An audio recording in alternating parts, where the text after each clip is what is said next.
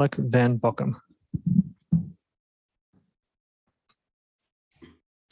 Hi guys, commiserations on the loss. I want to talk to you about map 2 for a moment, which was Ascent.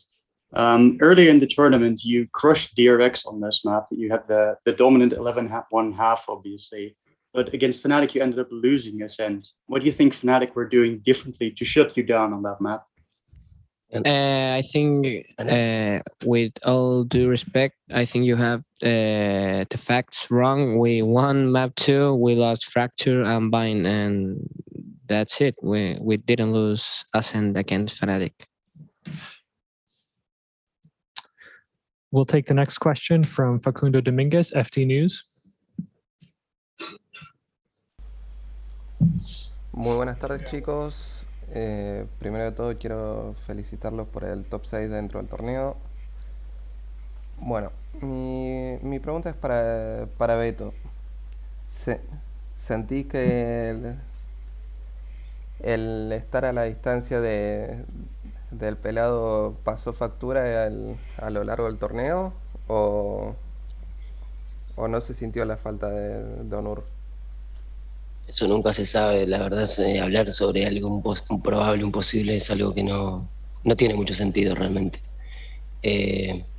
Sí, obviamente el pelado es el head coach y quizás nos hubiese dado un plus. Nunca se sabe, realmente es algo que no le veo sentido a responder. Bueno, muchísimas gracias por tu respuesta. The question was whether he felt having owner in the distance took a toll on them throughout the tournament, and Betoni's answer is that it's something that they never know. It's talking about a probability or a possibility, and it doesn't really make any sense. Obviously, the owner as a head coach could have done something, but we never know, so there's no point in going that way. We'll take the next question from Sons of KS Latam.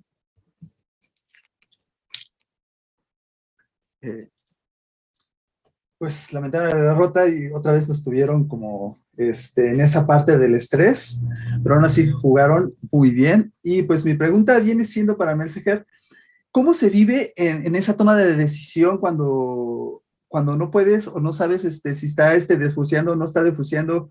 ¿Cómo sabes si piquear o no piquear? ¿Qué se vive mentalmente en ese momento? Bueno, es una apuesta de un 50-50 y trato de tomar ciertas pistas de, por ejemplo, no sé, si estamos al final si estamos cerca de un si estamos en un overtime a match point, es difícil que un rival te defuse la bomba al primer tiempo, o sea, tiene los nervios de acero y eso no me lo esperaba, así que al final eso fue lo que le hizo ganar la ronda, que supo lidiar con la presión. Sí, gracias por la respuesta.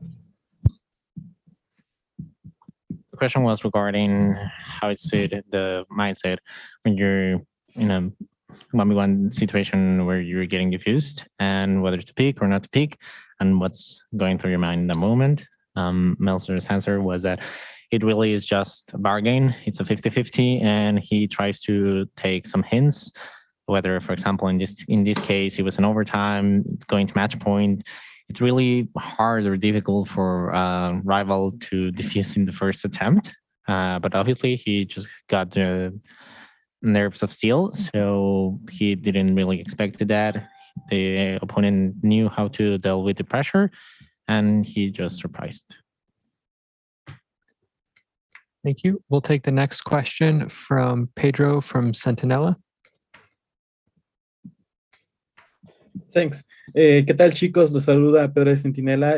Una lástima la derrota del día de hoy. Sin embargo, ya están clasificados al Champions. La pregunta vendría siendo, ¿cuáles son los planes que tienen una vez acabado este ciclo en el Masters Copenhague? ¿Cómo será la preparación de cara al Champions? ¿Van a tener algún reset? ¿Van a buscar algún tipo de bootcamp? ¿Qué planean hacer? Bueno, queda mucho trabajo por delante. Recordarle a todo el mundo que es nuestra primera Masters. Venimos trabajando desde el principio de año, donde estábamos muy mal y llegamos a ser el mejor equipo de la región, sexto del mundo. Nada, vamos a descansar después del torneo. Como bien dijiste, cuando llegue el debido momento, tenemos pensado hacer una bootcamp.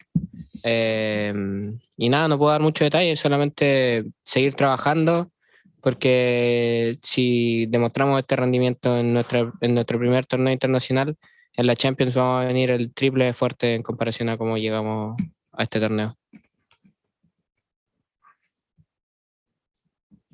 The question was regarding the team plans facing champions, and King's answer was, well, I believe that there's a lot of work ahead of us. I just want to remind you all that this was our first champions and our first international event.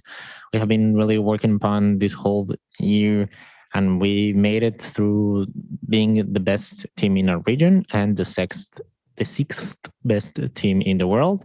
We are now gonna rest a little bit after this tournament, but when the time comes, we are thinking of doing a boot camp.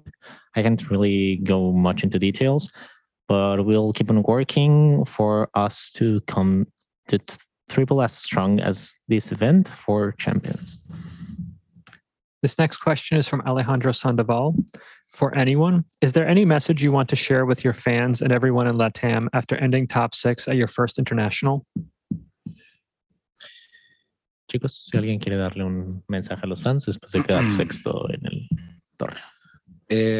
Yo quiero mandarle un mensaje a todos los fans de Leviatán, en verdad, y toda la gente de LATAM que nos estuvo apoyando en este torneo.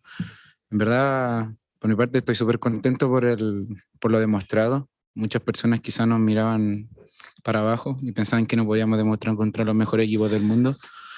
Y en verdad pasó por detalle. Estuvimos a punto de ganarle al campeón de Corea, estuvimos a punto de ganarle al campeón de Europa y le ganamos al top 1 de NA. Entonces está más claro demostrado que somos capaces de cualquier cosa, independiente de que el Pela no está acá, que para mí ahora ha sido un aporte muy positivo para el equipo.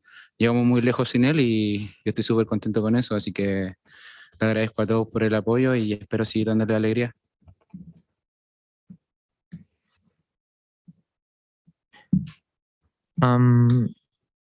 I just want to give a message to all Leviathan's fans and all of those in Latin America that really supported us through it all.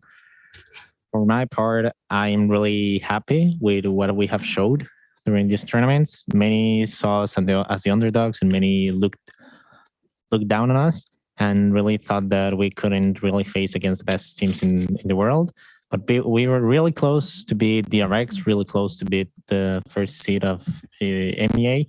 And we actually beat the first seed from North America. So we are really capable of showing up and giving everything we can. And regardless of if Owner was here or not, that I do believe that he may have had a positive impact in the team. But I really thank you all for your support. And I hope I can bring you some joy still. We'll take the next question from Roldi from Agentes en Línea. ¿Qué tal, chicos? Bien, primero quiero felicitarles a todos por el rendimiento que han tenido. Han callado muchas bocas y han demostrado que pueden competir en contra de cualquier equipo del mundo, ¿no? Mi pregunta es para Tacolilla. En esta Masters han tenido un 66.7% de win rate en las pistols. Y pues, bueno, sin duda alguna, este ha sido un factor bastante importante para ustedes, ¿no? Mi consulta es cómo trabajan las pistols para que siempre sean así de buenas, de prolíferas, si es que alguna vez, bueno, si de repente tienen algún tipo de trabajo especial o alguna táctica por cada mapa, evidentemente teniendo en cuenta que también un factor importante, al menos yo lo considero, es el cazador de cabezas que usas, ¿no? con el chamber. Bueno, principalmente las pistols a veces se usan tácticas especiales, que son rondas pistols, y a veces se puede jugar estándar, no hay algo que te diga qué hacer qué, depende de la situación, lo que se calee, y yo creo que el alto porcentaje de win rate que tuvimos es básicamente porque somos 5 jugadores muy afilados, mira, tenemos muchísimo aim, desenvolvemos la ronda a pegue, y es básicamente una mezcla de estrategia y virtud de jugar individualmente. Y claro, yo también tengo esa virtud de poder poner heads con pistol y al mismo tiempo tengo la sheriff del chamber que está rota. Entonces, claramente, si ganamos los choques, ganamos la pistol. The question was regarding their 66.7% of win rate on pistol rounds. How did they work upon their pistols and for them to be this good at them? Takali's answer was mainly what we do in pistol rounds is basically use some special tactics from map to map. We call them pistol rounds, and sometimes we just go default, and there's nothing like specific that we are supposed to do. It's just what's being called in the right moment. And I would say that the high percentage that we got during this event was mainly because we have a lot of aim.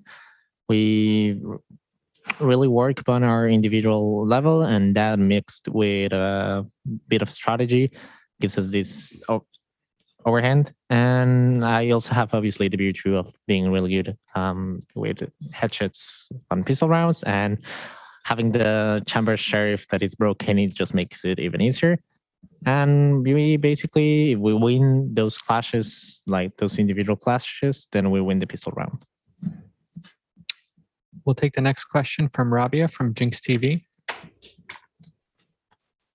Hello, everyone. Sorry about the loss, but you guys played quite well. I just want to ask, what are your biggest takeaways from the event? Biggest what? Regrets. Did I hear that right? No, takeaways. Lo que se llevan del torneo, lo que más aprendieron, lo que más les gustó del torneo. I mean, as I said earlier, I don't know how to pronounce it. This was our first international event, and everyone thought that we didn't deserve to be here. We demonstrated that we are a tier 1 team. We are from a minor region, and we can fight equally against every team in the world. We played against every seed 1 from one of the strongest regions, and we're happy with that, with how we're playing, and we know that we have a lot of work to do, and with time being right, champions will be even stronger than where we're now. Thank you. Thank you so much. Thank you. We'll go to Arnab from Desk Gamers next. Hi guys, tough luck on the loss. I just wanted to know if I talk about back to Ascent, the 11-7 round, Takolia DC. Can you guys walk us through what happened? Takolia can maybe explain it better. Yeah, actually, I just pick on card, like really aggressive, and get a first blood on mid lane. Then I TP, and then I just repositioning to B. I got all the B angle, and then I don't know what happened, but just my Valorant just closed. It did not notice me like crash error or something like that. It just closed, and I say like, what the fuck? My game just closed, guys. What's going on? And we lose that round. Personally, I just get tilt. I get a lot of stress on that moment because that round was so important, and we have an important advantage. And that's it. Thank you. We'll take the next question from Armando Montes.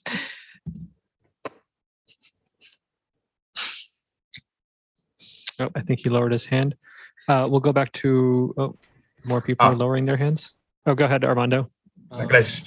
Hola chicos, antes que todo, pues felicitarlos por conseguir un top 6 internacional en su primer torneo.